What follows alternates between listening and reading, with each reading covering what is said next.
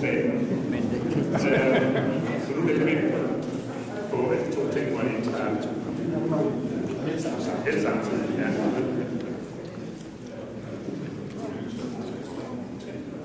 Nej, det er ikke. Du skal stå der. Du kan bare stå. Så håber det hånden. Ja, men så vil jeg gerne starte med at sige velkommen til Geologisk Museum, til alle venner af skov og venner af geologien og museet, og forhåbentlig også nogen, der opfatter alle tre kategorier. Det er en fantastisk begivenhed, vi fejrer i dag, fordi et 40-årsjubilæum er i sig selv jo fuldstændig forrygende. Men at fejre noget som helst, der med skov at gøre, det er privilegiet at få lov at stå som toastmaster på det. Så jeg vil gerne som sagt ønske jer velkommen, og så vil jeg sige, at en tale burde jo være overflødig, fordi man kan bare se sig omkring det rummet her, så er det hele sagt. Museet er stort set fyldt i en grad, som det aldrig nogensinde har været før i verdenshistorien. Vi plejer ikke at have noget, vi plejer ikke at have brug for at udsmide af den slags for at holde besøgende under kontrol.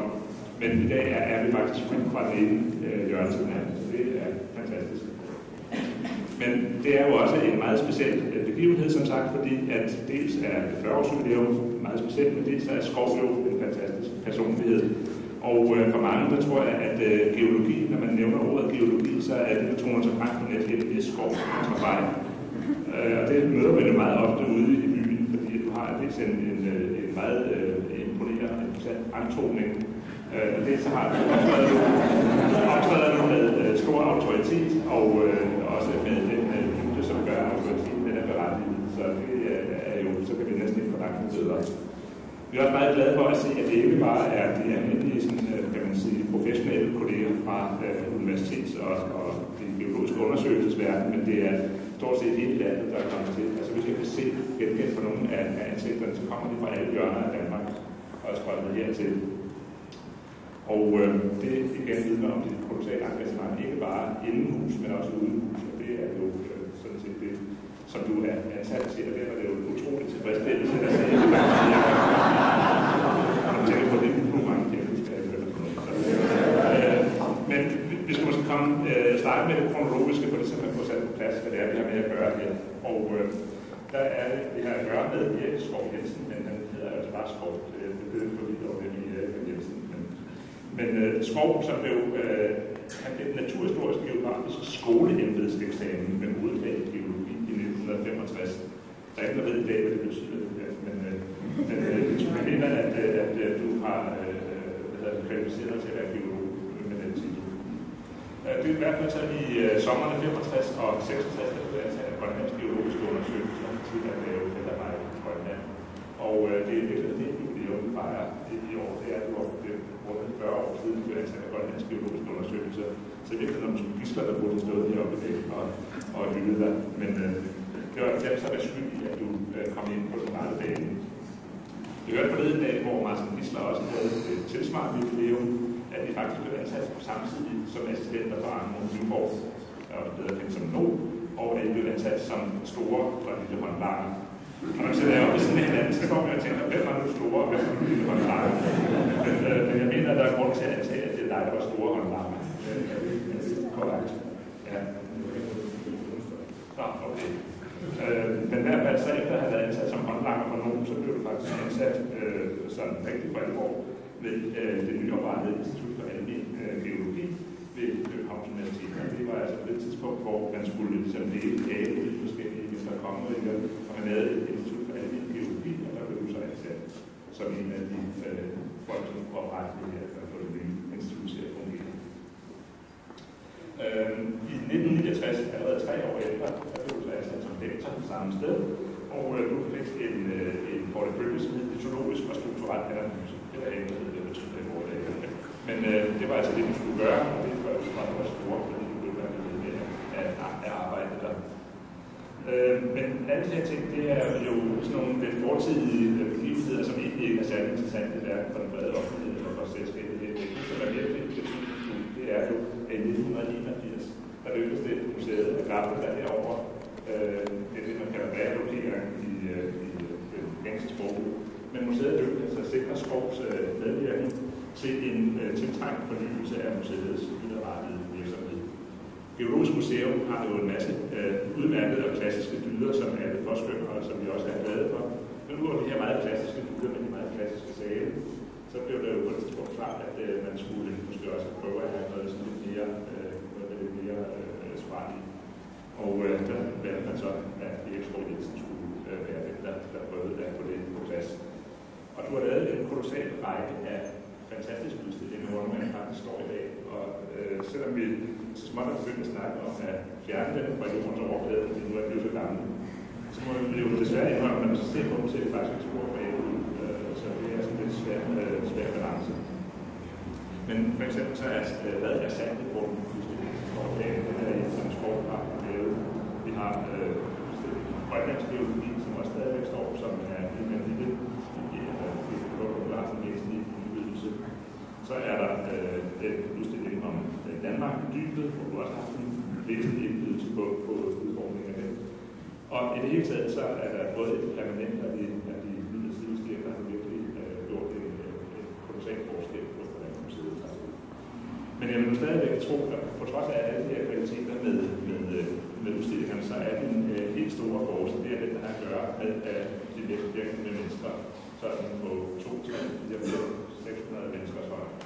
At du er i stand til at drive et publikum og holde dem bange og få dem til at tro på, at geologi det er formodentlig verdens allervigtigste beskæftigelse overhovedet. Det er det eneste interesseområde, man kan have. Og det gør du altså på den måde, at du tager ud til alle hjørner af landet og får alle stikklubmedlemmerne og alle de forskellige andre interesserede mennesker involveret. Du tager ud på gymnasier, du har været med til at lave geografi-indholdet i gymnasieskolen. Og på den måde så har du altså haft den her meget stor tilknytning. Når man holder en tale for andre, så er det jo sjældent, at man undlader at holde en tale om sig selv også. Og jeg skal derfor prøve at forklare noget om, hvordan min egen relation til skov er. Fordi jeg startede som geologistuderende i 1977. Det er også forholdsvis lang tid siden faktisk. Men der kom jeg så ind på Geologisk Institut, og det var et meget dynamisk og interessant sted at komme. Man havde en frokoststue, der blev bestyret af Funderum, som du kan huske. Hvor der var medlæggelse på en statue i dag. Og Funderum havde godt den frokoststue, og så var der så ind og sige, at er det nu også det rigtige studie, du vil gå. Der stod Wilhelm Røntgen, det egen person med det lokale, det førte hvid kittel. Men det viste sig at være skov, som havde klædt sig ud, som Wilhelm Røntgen med deres skæg og det hele, og flammen og rødt hår på den gang. Og omkring 3 meter højt så ud til at være. Og det var altså virkelig meget imponerende. Og du var i stand til at holde den her frokoststue hen i åndeløs spænding gennem stort set eneste frokost med tænker fra både det ene og det andet sted med alle de her gamle historier, som du fortalte. Og efter jeg nu sætter ind i byråkrati og så videre, så har jeg hørt noget af princippet, som er meget vigtigt for byråkrater at holde. Men i forstuen, der skår til stede, så er der et andet armslængdeprincip, som gælder. Skoven har en vindegang på omkring 2 meter, og det gælder om ikke at være nogen steder inden for de her 2 meter. Fordi når man fortæller noget, så kommer der en arm ud her, den anden arm ud her. Kontinenter bevæger sig og alt det andet, og der er det altså bedst ikke at være alt for tæt på. Men i hvert fald så var du for mit eget vedkommende meget stærkt medvirkende til at cementere fornemmelsen af, at jeg var det rigtige sted. Og sidenhen på sommerkurset, som næsten alle geologer, som er under 50, måske 50, har været med på, der har været sådan den inspirerende kraft. Og også den festlige kraft, det er sådan en anden side af din personlighed, det er det med at være det festlige velpunkt i hver forsamling. Noget, der gjorde meget stort indtryk på mig, det var på et geofysikkursus på Bornholm, hvor skov skulle køre i byen, og så eksisterede på et både lige til alle studenterne, hvilket var et meget ædelt træk. Så lige en kørte sagde, tror I en flaske per mand er nok? Og det var den gang, der var en flaske rød, det var en fuldstændig uopnåelig størrelse. Men altså, skovs party, det kom så fuldstændig diskussion, der kom tilbage, hvis det var Magnum-flasker, han talte om. Og det synes jeg er en meget god sindbillede, der er til at foregå i Magnum. Og det er næsten ikke, hvad der kan blive særligt i Magnum. Så det synes jeg, at vi skal alle sammen skal påskynde den her indsats. Så har du en masse karaktertræk, som faktisk er dejlige at se, som af en eller anden forklarlig grund er karaktertræk, som i vore dage anses, eller når man bruger vores anses, har fået en lidt negativ drejning. Men når man så kender dig, så får vi altid en meget positiv placer. Det har en anden fornuftig rådelse, og så ærekære den slags, som jo nu er det opfattet på en måde, men du er faktisk ærekære, du er meget beskyttende omkring et museum. Er nogen, der melder noget, der kunne minde om begyndelsen til anstrøg til et klima af kritik af Geologisk Museum, så lige i den armstakke. Det synes jeg også er en meget væsentlig karakter. Du er utroligt loyal over for din institution og alle, der er universitetet og dets fag og så videre, men også at du faktisk vogter om det egentlige i det, der ikke bare, skal man sige, følger med på toppen af bølgen. Så det synes jeg også, at vi skal fejre. Alle de her sådan forskellige ting, det har jo været årsag til, at du også er blevet begavet med forskellige priser og så videre. I 1997 fik du Geografiprisen, og i 2004 fik du H.C. Ørsted-medaljen i bronze. Og Ørsted-medaljen, det er jo det samlede danske videnskabelige parnas, som til sammen udtrykker en eller anden form for påskønnelse. Og det, jeg har fået den netop for det forligende geologi, det mener jeg, at det skal et deres fyre har allerede jo taget til dig, men at vi er utrolig stolte af det, og vi er utrolig glade for, at du har holdt ud gennem 40 år. Vi føler også, at det på en eller anden måde er noget, der kaster sådan et lidt roligt lys på os selv, på det er hos 40 år. Så jeg vil gerne nu foreslå, at vi ikke udråber en skål, at vi ikke klapper noget smæst, men at vi i stedet for hører Skovs, noget af årsagen til, at Skov holder så mange år, det er, at han har sådan en personlig privatskrigsterapi, han bruger meget ofte. Og det er sådan en svensk snapseskål. Jeg vil sige, dem der står inde i sådan en vindue, der sikkert sådan her, den er ret godt at prøve at suge væk. Men altså vil jeg anmode dig, om det kan få dig til at råbe en snapseskål, og jeg stadig holder om ørerne, og så vil jeg jo sige tusind tak, fordi I er velkommen, og tillykke med din, og inden så skal jeg huske det der universitetets påskønnelse, som ligger her.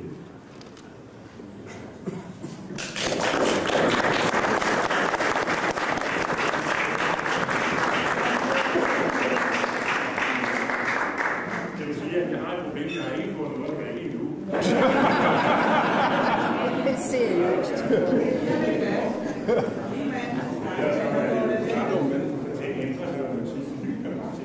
Som nu lige sagde, med hvor der sker ikke. Det har også ændret sig, det er jo lidt svært lige pludselig sådan. Og sker op her, men jeg får tage de opfordringer, så må jeg jo hellere tage mig sammen.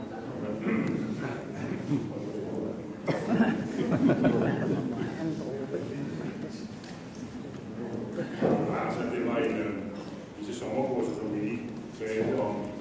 Der var altså han var norsk operasanger med jeg lærte det der, og så prøvede jeg jo, så det virkede altså med Mona Hansen, som selv var musiker. Hun påstod altid, at han der aldrig tog en bæk. Jeg kan ikke se, at jeg gør det der. Så prøvede jeg også at sange.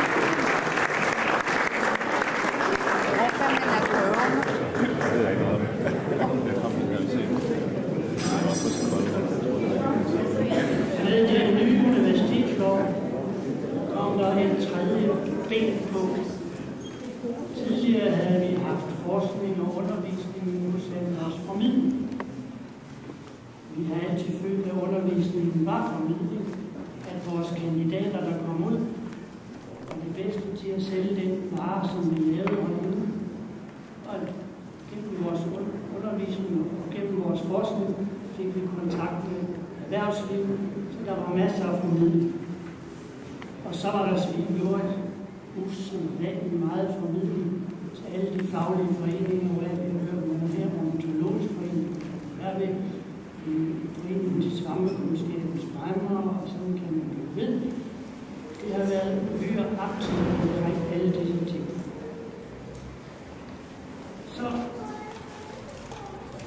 tidspunkt for nogle år siden, så skulle vi gøre mere med formidling. Jeg havde en lang snak med Skov, og vi fik skabt en særlig stilling til ham som formidlingsaktiv her på museet. Det var jeg meget glad for, disse samtaler. Skov er, som vi jo allerede har hørt, også kendt rundt omkring, så vi skal have et jordskælv eller en vulkan, så ved vi, at man skal hjem. Og på fjernsynet, der vil så tone frem og fortælle om. Det er også nu netop udkommet en små bog, som formidler geologien på flotteste vis. Så det er alt sammen meget godt, bortset fra en kæmpe fiasko, du har haft. Og det må vi lige tale lidt om. Så er det sted. Nemlig, hvorfor er der ikke flere studerende i geologi, når du er så hårdt arbejdet? Men det vender vi tilbage til. Jeg har kendt Skov i mere end 45 år. Og husker tilbage, ikke på sommerkurser, men på stenofester, hvor Skov også var den, der virkelig lavede underholdning på et højt niveau, og vi glæder os hver gang til det. Også selv om man ikke kom fra faget. Men jeg er jo altså så gammel, at jeg også har en embedseksamen, så det kan du komme og høre om det. Men, hvad det er for noget, det var den bedste eksamen, jeg nogensinde har haft. Så til det kommer, at Skov jo også bruger sin tid på sommerferien, altså rundt i Grønland, og viser Grønland frem.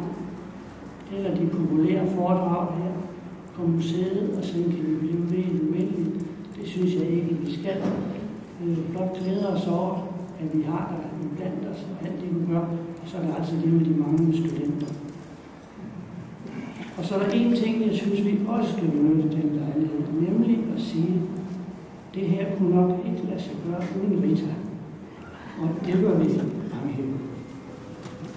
Så jeg er blot på fakultetsvejen, ønsker meget hjerteligt tillykke med de 40 år, og de 45 år, vi har kendt hinanden, og håber, at du mange år nu vil udøve dine gode gerninger omkring og mellem os.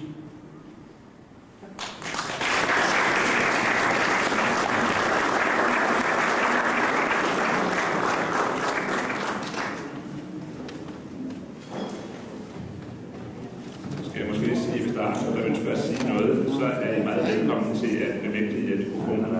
Der er noget musik i siden af, men siden af det står prøver at samle sig så tæt som muligt om webinar, så er der ikke musik.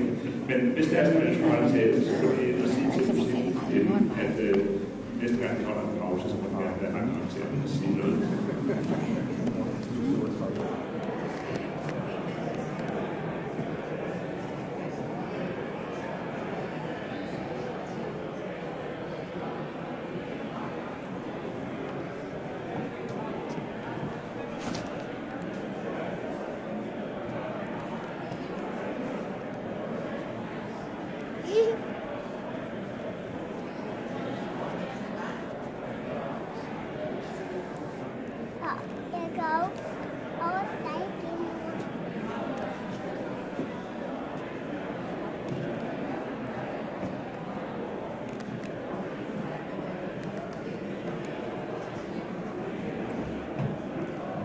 Josefine?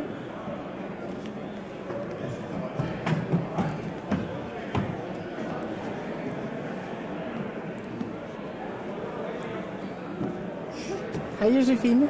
Hej.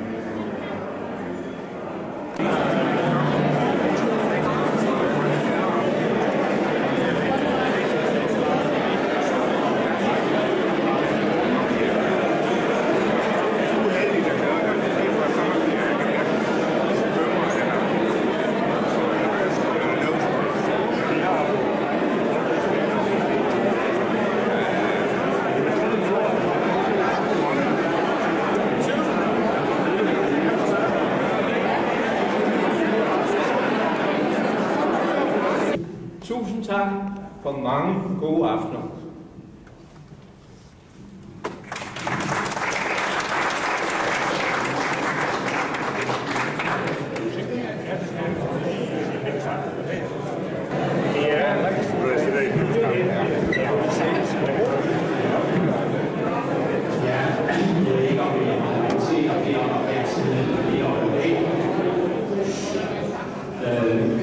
Jeg vil gerne have lov til at sige hjerteligt tak til dig, Erik Skov Jensen. Fordi hvis du ikke havde hjulpet mig med alt det, du har gjort, og jeg ved, hvor travlt du har haft det, og jeg glemmer aldrig nogensinde den gang, jeg skulle gå op i Philip Douglas i 1985, og Asger havde jo spørgsmål til mig, og jeg sad hver dag fra klokken 10 over på jeres museum herovre, på biblioteket og skulle læse, og alt det, jeg ikke kunne finde ud af, det kiggede jeg telefonen ned om til dig, og du havde altid tid, selvom det stækkede tid, så hjalp du mig virkelig, og du har også hjulpet mig i årene derefter. Og hvis ikke du havde støttet mig på alle de punkter, du har gjort, så ville jeg ikke komme så langt, som vi er nu. Og det vil jeg gerne have lov til at sige dig tak til. Det kommer fra bunden af mit hjerte. Og samtidig så vil jeg ønske, at du får et godt langt liv, og du godt helbred, og for din familie, og fremover. Rigtig tusind tak for alt det her. Og det kan ikke siges med hverken penge, eller jeg ved ikke hvad. Men jeg ønsker det bedste. Et langt godt liv. Og du er her i mange år fremover. Tusind tak.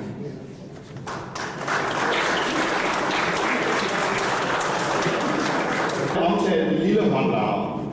Og jeg vil sige, at hvis jeg havde haft jakke på, havde jeg set lidt mere imponerende ud. Men der er ikke tvivl om, de var kigget her med en stor lille håndlarm. Erik og jeg havde nogle pragtfulde år i den unge tid, hvor man lige var blevet færdig. Det var sorgløst og pragtfuldt at gå i hælene på professoren og tolke, hvad han havde forsøgt at fortælle de studerende. Og vi kom meget rundt, og jeg har været tæt på skov. Jeg har sågar ligget i dobbeltseng med ham. Det var for Philips Stars Hotel, og jeg må erkende, at jeg har haft bedre oplevelser i sengen end den nat.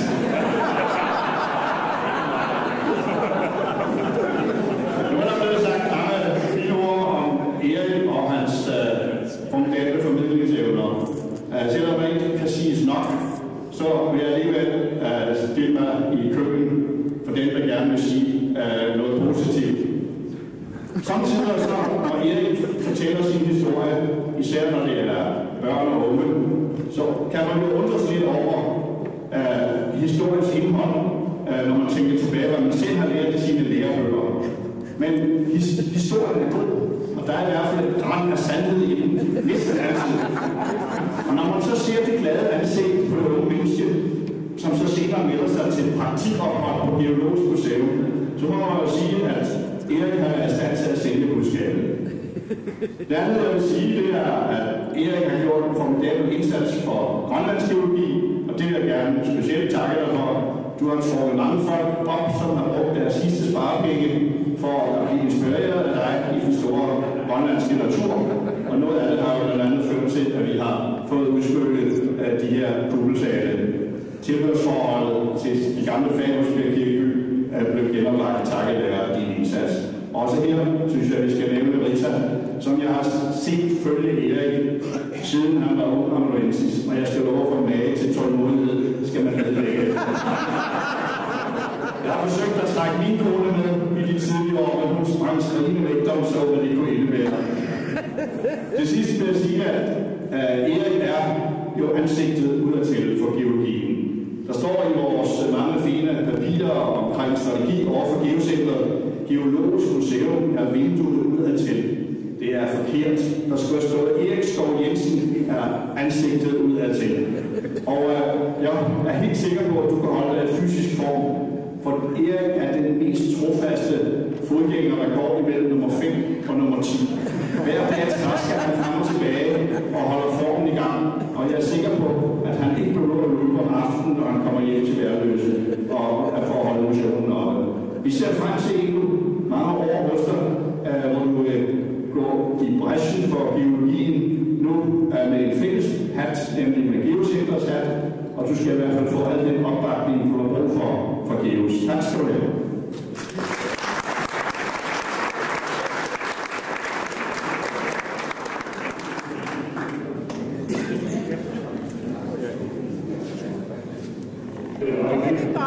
Så er det jo også en god tradition, at når man nu har en sådan dag som her, og lige pludselig så går der mange mennesker op og siger pæne ting til en.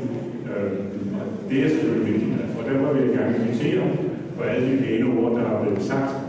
Og jeg kan selvfølgelig kun registrere det og så sige, at det er også nok rigtigt. Så det man gør, er jo ikke, gør man jo ikke for takketaler til reception. Det gør man, fordi man synes, det er sket, det man laver. Og mit job her i verden er altså med det, at være ham, der skal vi sige, underholder Jugoslavien, som Gisler siger. Og det gør du også gerne. Tak. Ja. Men altså, det er jo det, at når man kan lide sit fag, så synes jeg, at det bedste fag i verden. Det plejer jeg også at sige til de unge mennesker, der kommer ind i erhvervspraktik, og hvis de siger, hvad de skal lave og sådan noget. Så siger jeg, det her geologijob, det er simpelthen verdens bedste job. Ikke fordi i det side af faget, jeg har måske, men der er alle muligheder, alle mulige steder, der er masser af rejser, der er alle mulige emner, man kan tage op, og miljø, og der er fornuftige ting at tage sig af.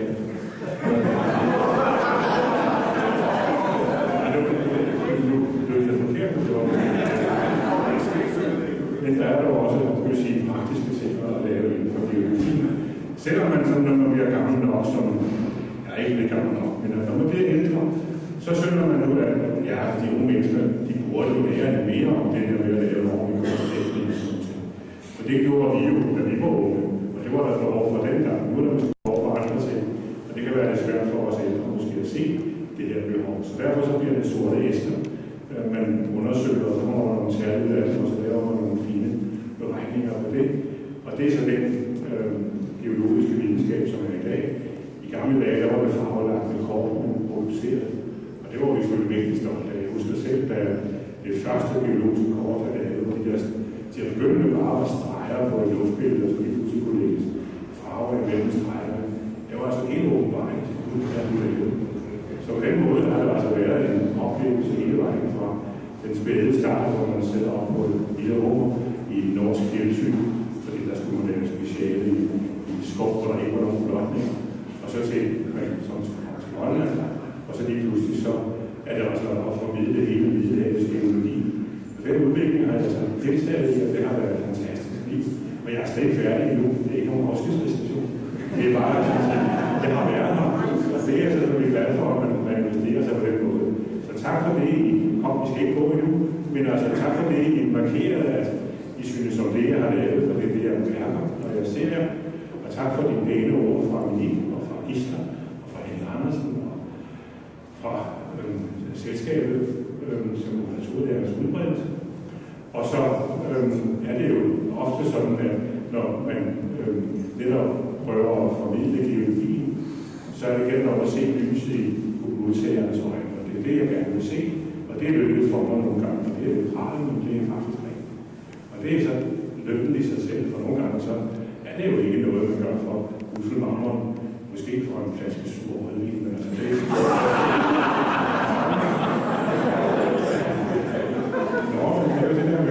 sådan er det jo.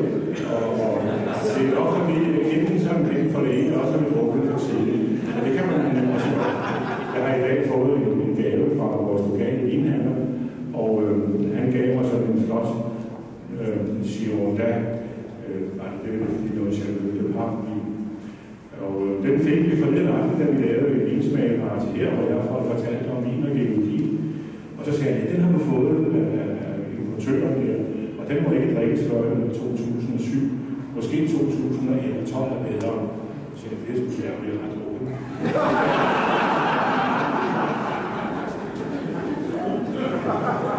Og det var...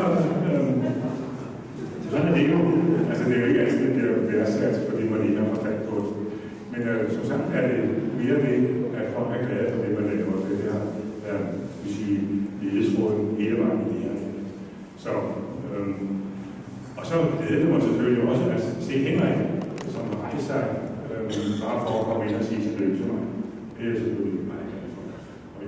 siger mere til ham i fremtiden. Han har været syg, meget svært syg i lang tid. Så det glæder mig særlig meget. Men selvfølgelig er der ikke nogen, der skal fremhæves frem for andre, men det er der rart, at folk kan rejse sig bare for at sige tillykke til mig. Så tak for det, og tak til Vibeke, og tak til Gunnar for at lave dette fantastiske arrangement. Undskyld, jeg skal ikke om alle. Jeg fik besked på, at jeg måtte komme på museet, før klokken var 1. Og jeg skulle ikke have mig. Og det mad skulle meget gerne spise, så det er ikke ret meget vand. Og der er masser af drikke, der er et stort fadudplanlæg herude. Så kan I en dag og hygge jer på den tid, der er tilbage. Og så får jeg der er en vin, der hedder UT 27 800, som står i vejen for hinanden. Mørkegrøn Ford. Det er ligesom, hvad det var. Okay. Men endnu en gang tak, og som sagt er det ikke nogen afskedsreception, og det er heller ikke nogen, nu kan I godt gå tale. Det er tak og en kvittering for jeres venlighed og jeres interesse for mig. Tusind tak.